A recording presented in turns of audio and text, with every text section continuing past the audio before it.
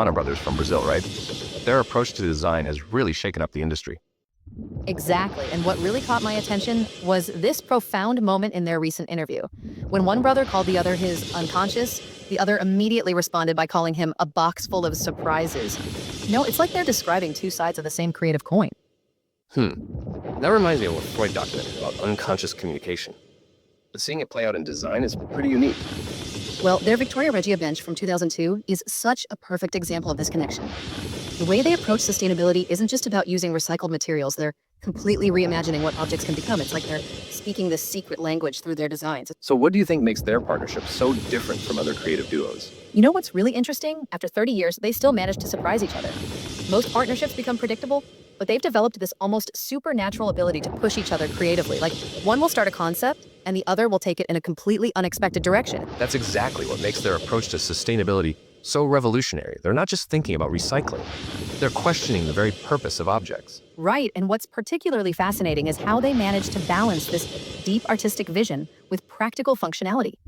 Every piece they create has to be both comfortable and useful, while still challenging our whole relationship with consumption.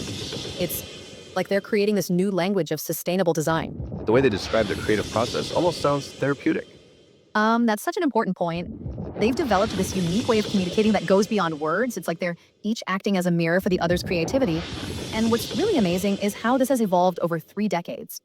They're not just creating furniture, they're showing us a whole new way of thinking about creative partnerships. Well, their work seems to suggest that true sustainability isn't just about materials, is it? Not at all, and that's what makes their story so compelling. They're showing us that sustainability can be about relationships too, whether it's our relationship with objects, with materials, or with creative partners. Like, they've created this sustainable ecosystem of creativity where each challenge becomes an opportunity for growth. That's a pretty powerful message for our throwaway culture.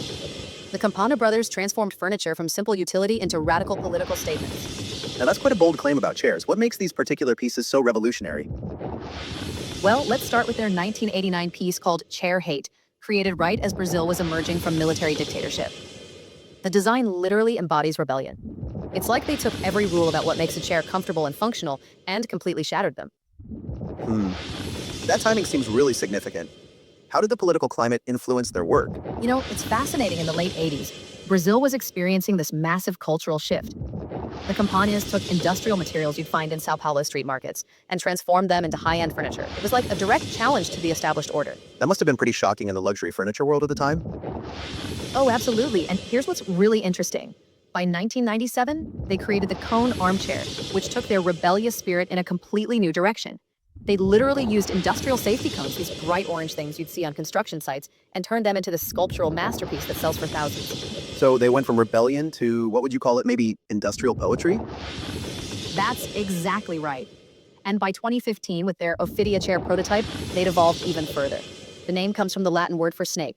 And get this, it's this flowing, organic form that looks like it's literally slithering through space. It's like watching their work evolve from angry punk rock to sophisticated jazz. Well, that's quite a journey. How do these pieces actually function as chairs, though? That's where it gets really interesting. The Campanas challenged us to rethink what we mean by function.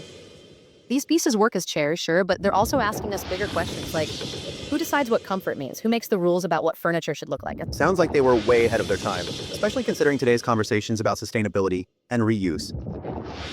Exactly. And you know what's fascinating? Their influence on contemporary design is massive. Studies show that after their breakthrough, the use of recycled materials in high-end furniture design increased by over 300% through the 1990s. That's remarkable. They really changed the whole industry, didn't they? Well, here's the thing. They didn't just change design. They changed how we think about objects in our daily lives. Like, when you look at modern sustainable furniture makers, about 40% cite the Campana Brothers as a major influence. They showed that you could take something ordinary and transform it into something extraordinary. Looking toward the future, where do you see their influence heading? With the rise of sustainable design and circular economy principles, their approach feels more relevant than ever. Recent surveys show that 73% of emerging designers are now incorporating recycled materials into their work. That's a direct legacy of what the Campanas started with those 3 revolutionary chairs. Those numbers really put their impact into perspective. And here's what I think is their most important lesson. Great design isn't just about making beautiful things, it's about challenging our assumptions and making us see the world differently. From chair hate to the Ophidia, they showed us that even something as simple as a chair can be a powerful tool for social change. Beginning of our journey through some of humanity's most ambitious creations. Well, that's fascinating. How did they even attempt something of that scale back then? You know, the Kolovan Vase represents this incredible moment in Russian craftsmanship. The artisans at the Kolovan works had to basically reinvent stone-cutting techniques to handle this enormous piece of green jasper. We're talking about a vase that stands 8.5 feet tall with a bowl circumference of over 16 feet. That makes me think about how different cultures approach these massive undertakings. What other examples show this kind of ambition? Well, let's jump to medieval England, where craftsmen created the Gloucester Candlestick between 1107 and 1113. Now, while it's not as physically imposing as the Kolovan Vase, it represents this incredible level of precision in metalwork that was centuries ahead of its time.